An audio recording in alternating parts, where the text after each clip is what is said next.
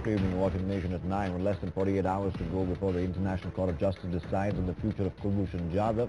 NewsX has continued to break news story after news story from the ground at The Hague. Now we understand that 2 to 3 live past precedents will be used by the Indian side to make their case. One, Legrand case, US versus Germany, and the Avena case, US versus Mexico, along with some others, where the guilty country of the two parties, of course, the ICJ held the nation guilty of contravention of the VCCR, of the Vienna Rule, of the Vienna Convention. We understand since it was 16 times that Pakistan refused consular access. India is going to hammer down and push the pedal on the point that despite whatever Pakistan says or alleges are the crimes of Kulbhushan Jadhav, it does not give Pakistan the right to deny consular access. That's something we've been telling our viewers, and it does also help India's case. In all the precedents that I've cited right now, the ICJ held the country is guilty of contravention of VCCR. That's our topic for today. Tonight on The Nation at 9, we'll get you the developments first, then we come back with the big questions and the panel. Take a look at this.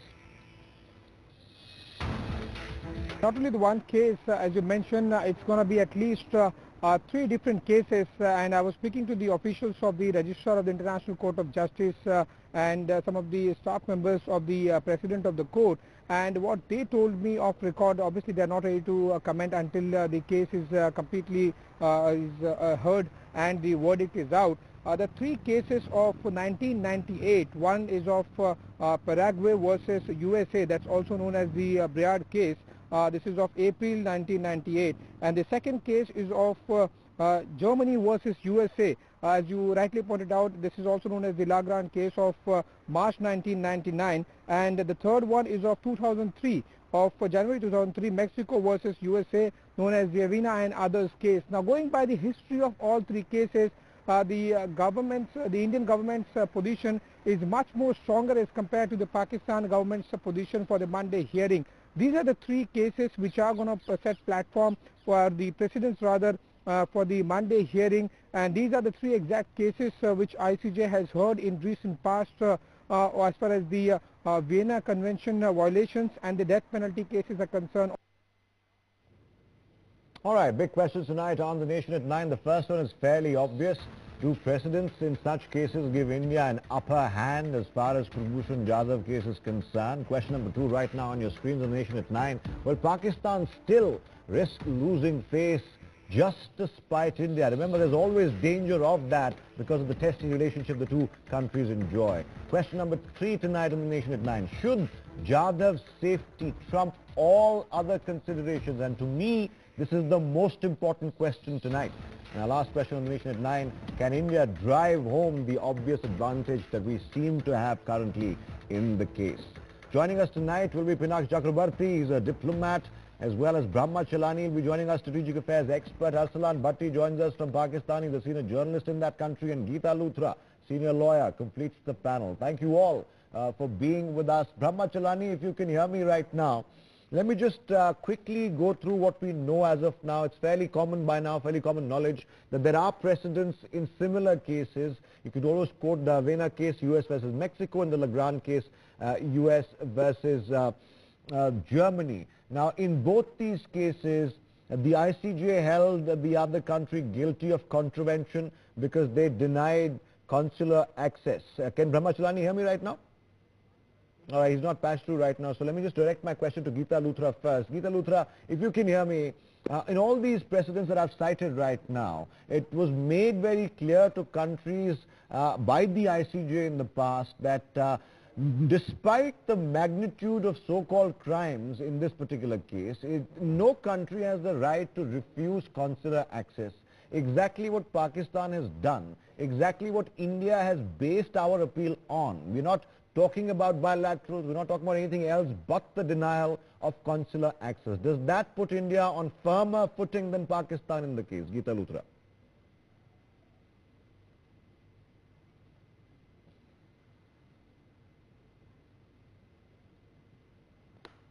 All right, we don't have Geeta Luthra. I can see that right now, unfortunately. Let's go across to Mr. Chakrabarti then first before I come back to my studio guest as well. Mr. Chakrabarti, I don't want to repeat my question here, but clearly the precedents do put India at an advantage rather than compared to Pakistan. Well, when the arguments are heard, I think we will know which are the precedents that they will quote, which side will quote what precedents. But as you know, there are a lot of reservations already put in by many countries, including India and Pakistan. And Pakistan will naturally argue. I think the first point they will argue is that the ICJ does not have jurisdiction in such a case, which may or may not be upheld, because India invoked actually the article which under the Vienna Convention on Consular Relations and the additional protocol. So I don't know really which way the arguments will go, but the bottom line is that even if the ICJ upholds the Indian position, then Pakistan would at best be obliged to provide consular access. But that doesn't prevent Pakistan from carrying out what it says is was a trial by the court, etc., and on the various charges that they have been leveled. And even going ahead with the execution, which is of course is what. So I'm glad you're saying that, because that's a note of caution, Mr. Chakrabarti. I'm glad you sounded that note of caution right now, because there is no guarantee that Pakistan first of all will adhere to whatever the ICJ verdict is, whatever it might be. I don't want to second guess the ICJ here, but that note of caution I've also been sounding privately and on air. But we seem to be rather focused on how better the case India can handle right now. And I'm glad you sounded out that note of caution. Brahmachalani, a similar question to you. What Mr. Chakrabarti is saying, no matter what the verdict really is at the ICJ, I believe, and correct me if I'm wrong, the topmost consideration for India should always be the safety of Mr. Jadhav, because there is no guarantee that Pakistan will first of all adhere by what the ICJ says, or even if the case goes against Pakistan, they won't just go ahead with the execution just to spite India, despite the fact they will lose face internationally if they do that. Brahmachalani, your reading of the situation.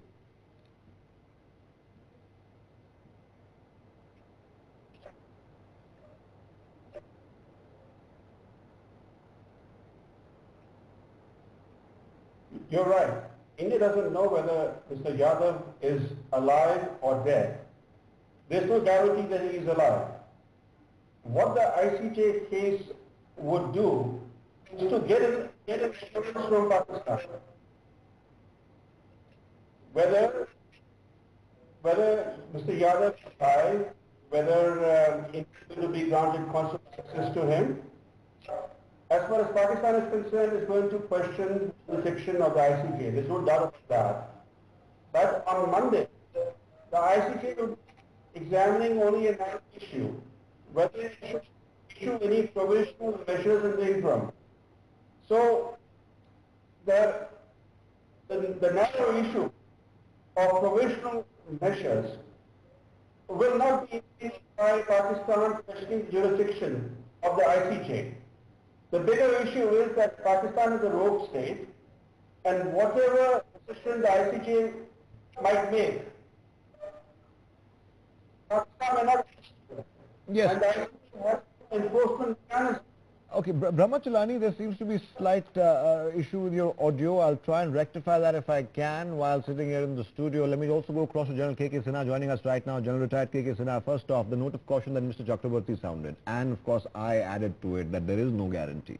No matter what the verdict of the ICJ is, no matter what the ICJ says, it is go pro India against Pakistan, there is no guarantee with a state like Pakistan, first off, that they will only, not only execute Mr. Jadhav anyway, but also they'll do it just to spite India for no other reason. Atha, you are right. See, there is no guarantee with Pakistan, a rogue state. Whether, you know, a favorable, again, verdict comes on 15th, or the Pakistan carries on in spite of that isn't coming in the favor of India and carry out the execution. But remember, India has to fight his case very well, and there is a two front. One thing you said, that in the Vienna Convention, we have gone 16 times consular, you know, access we want, and they have refused. This is a very, very strong point. Yeah. One point which the country probably, I think, you know, at the level of ground level, people must be working. we must understand that the verdict has been given by Field General Court Martial. It is a kangaroo court of Pakistan. It is not from the land of the law has given this verdict. This is the India, the people who are fighting this case must understand and challenge. I'm sure they are aware of the holes in the theory of Pakistan, because it's not a civilian court, first of all. It's a military court, like you mentioned. Atha, there is no war. You feel General Court Martial takes place in Second World War. Is the India any time has given a verdict like this by a court martial of a Pakistani in India by a field court martial? Well, then again, in spite of that fact, we are in low intensity conflict zone. Then again, India is a democracy. I'm not too sure about Pakistan being a democracy. Pakistan by proxy is in democracy. All right, okay. Arslan Bhatti joins us as well from Pakistan. Arslan Bhatti, clearly the precedents of similar cases in the past have clearly mentioned the one point that no nation, despite the magnitude of alleged crimes here, I mean, look at the Avena case. There were 54 Mexicans arrested. All 54 of them were sentenced to death in the U.S. The ICJ ruled against the U.S. They executed them anyway. That's besides the point. The point is they held the U.S. guilty, ICJ did, way back, of denying consular access, and that is in direct contravention of the Vienna Convention. Is Pakistan willing to risk it? Number one, Pakistan was and never be a rogue state. Number two, the general was saying, or your army man was saying that it is a kangaroo court. It is not a kangaroo court. It is military court. Very, very senior court, but under the command of our President of Pakistan. Number three, you were asking consular access for the 16 times. Whether a terrorist is given a consular access in India, my question is to the people who was on the panel. Number three, jurisdiction of ICJ was very much in Pakistan. Pakistan is signatory to Vienna Convention. Kasab came in and shot people on camera. He was given a lawyer and a civilian trial. So please don't turn around and accuse India of the same what Pakistan is doing. We follow the rule of the law. Who was given a consular access? No, I'm talking about a civilian trial. In the case of Ajmal Kasab, he was given an appointed lawyer, a civilian court tried him. All right, sorry, I didn't heard that. Then you were quoting a case of Mexicans. I am just saying that are the Mexicans who were tried in 57 Mexican citizens, are they terrorists? No, they are not terrorists. This case is a different nature. This case is a very much different nature to an ordinary case. Mr. Yadav has committed a crime against the very state of Pakistan, which is existed or formed in 14th of August 1947. What your people say was that doesn't matter. I clearly mentioned you that will Pakistan adhere to the verdict, jurisdiction. No, before I come to the technicalities and the legalities of the case, will the Pakistan side adhere to whatever the ICJ says whenever the verdict is out? No. Why not? No, I'm coming to that point. Pakistan always obey the verdict or decisions or letters of International Court of Justice if it was not against any terrorist. This is one thing. If the case of Mr. Yadav was tried in an ordinary court, he might be given access, but when his case was not confined to a civil court of Pakistan, he has the right, still has the two rights of appealing mercy petition. You are not talking, nobody was talking about. Weeks, again, I request you, okay fine. Even if I take your answer, which is a stock answer right now, I want to go to the legalities of it, and I want to touch upon the exclusives that we've got from the Hague. Geeta Luthra joins us again on the debate. Geeta, I hope you can hear me at this point. Now, the precedents that I quoted right now are very clear, not just in the judgments of the ICJ in these particular cases, which the takeaway really is, no matter what the alleged crimes, I put the stress on the word alleged crimes on Mr. Jadhav is, according to the Vienna Convention, no matter what the crime is, no country can deny consular access. And Pakistan has done so 16 times. Doesn't that make India's case slightly more solid than Pakistan's?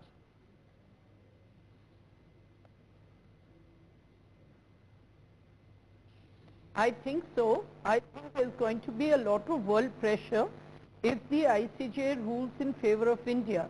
It's clearly, I think, what precedents seem to be there, and quoting their Article 36, which says that consular access cannot be denied, I think we have a very good case on that point.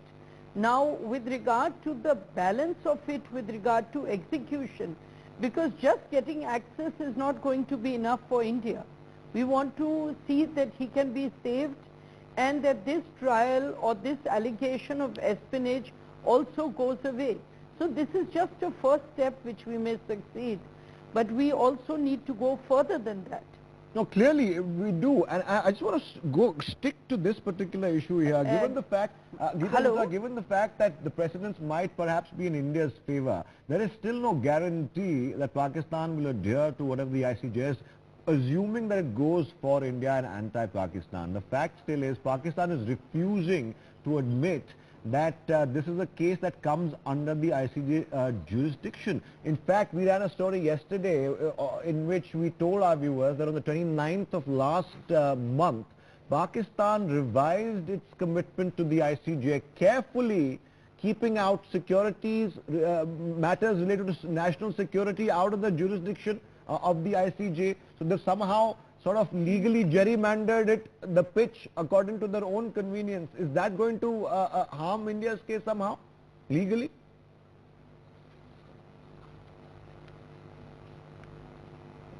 So I think that will be the second step. First, you want consular access. That I don't think they can deny under any circumstances. Then you go to the other aspect where they are alleging espionage, and we are saying that there is no case of espionage. It is in that they can possibly take a defense. As far as consular access is concerned, I don't think that they have any case except for enforceability if you have to go to the Security Council, and if there is a member who has a veto power and exercises that veto power in Pakistan's favor. Now, I think world opinion itself will bring a pressure on Pakistan if ICJ gives a verdict that India cannot be denied consular access. Okay. But then you come to the second step, as you said, let's take it step by step. All right, fair enough. Fair enough. Let me go back to Brahma Chelani if I could. Brahma Chelani, very clearly, it's not just the precedents we should be talking about right now. We should also be looking at the big picture, and the big picture clearly is, as I mentioned in my opening remarks, is ultimately the safety of Mr. Jadhav, of which there are no guarantees. Do you think Pakistan will risk losing face if the ICJ finds them guilty of contravention of Vienna Convention just to spite India anyway? Because as it is, they've already started shifting the goalpost on engagement with the ICJ or jurisdiction of the ICJ as well, and the kind of jurisdiction it enjoys over Pakistan and member countries as well.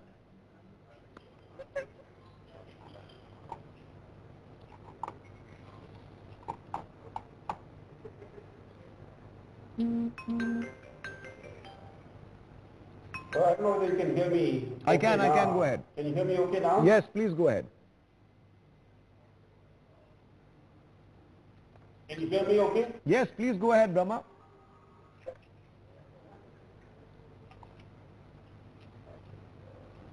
Well, you know, in the bigger picture, ICJ cannot resolve the disputes between India and Pakistan, which are political in nature.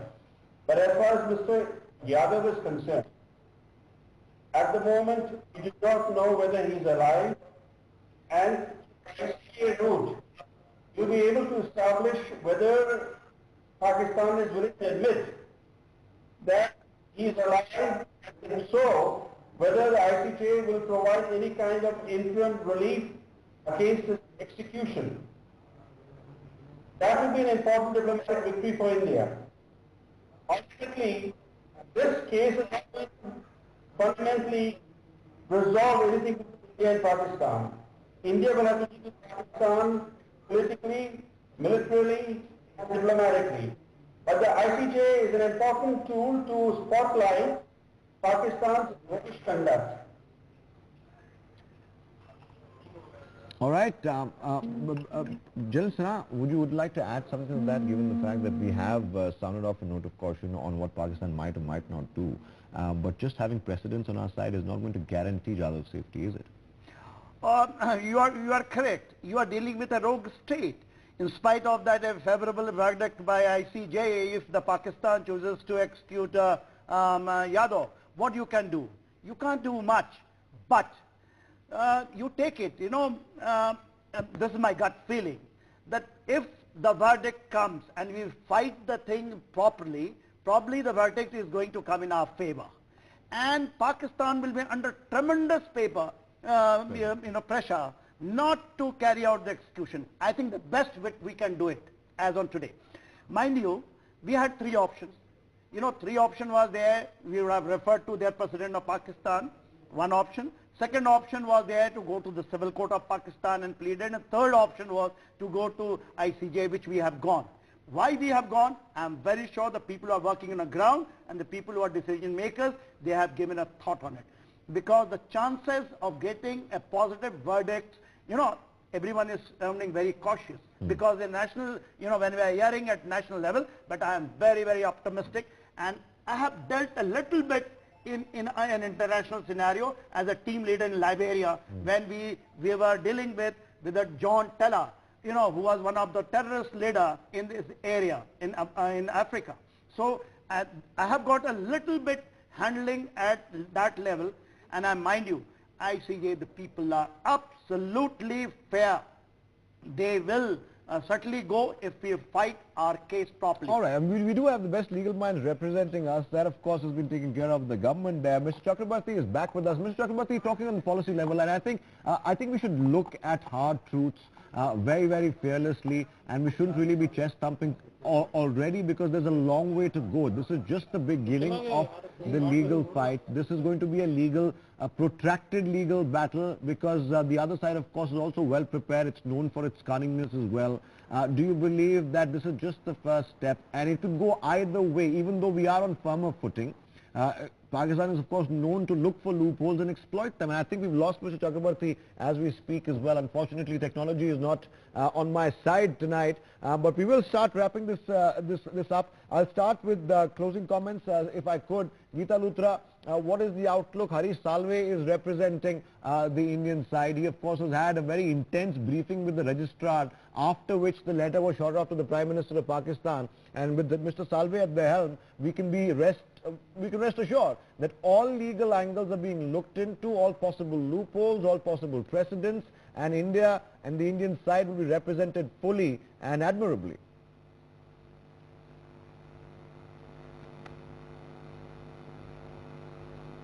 Yes, I'm sure Mr. Salve will do a brilliant job. And all said and done, I think we do have the law as well as, in a sense, a moral ground in our favor. So law coupled with the fact that we are making a case which can't be denied, then the only question is the lack of sanctions in international law. And that's where international law does fail to some extent. So the moral sanctions, and hopefully the Security Council will not exercise its veto power in favor of Pakistan, and we get a verdict in our favor, then there is no veto power exercised in favor of Pakistan and against India. The entire moral pressure, the world pressure and world opinion is bound to make Pakistan sit up. All right. And hopefully they will rethink and relook at this, send it to one of their civil courts or their constitutional courts and say, okay, let's look at it again. All right.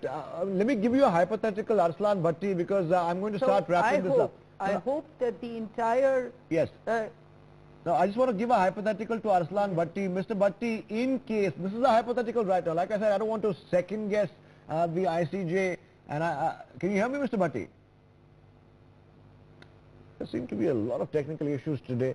unfortunately. But Mr. Pinaki Chakrabarty is back with us. And Mr. Chakrabarty, before we got cut off with each other, I was in the process of asking you a question, and I'm going to try again, technology permitting. The question, of course, is that nobody really can predict what's going to happen at the ICJ because both sides are fighting the case there. Pakistan, of course, believes it has enough to fight the case with as well. But do you think that a long, protracted legal battle is what India should be prepared for, no matter and despite the fact that precedents go in our favor? You know, I don't think the battle will be very long and protracted, because I think the issue that we have taken up is of consular jurisdiction. Just of consular access, absolutely, yes. From consular access. But the other issue is of actually the charges, the alleged charges and the conviction. Now, on one issue like that, this has been decided by a military court. Now, this is something that it's not normal, does not normally happen. But Pakistan itself has set up a lot of military courts under a law so that they can try their own terrorists and kill them. They have executed hundreds of them, I believe, after these kangaroo courts have convicted them.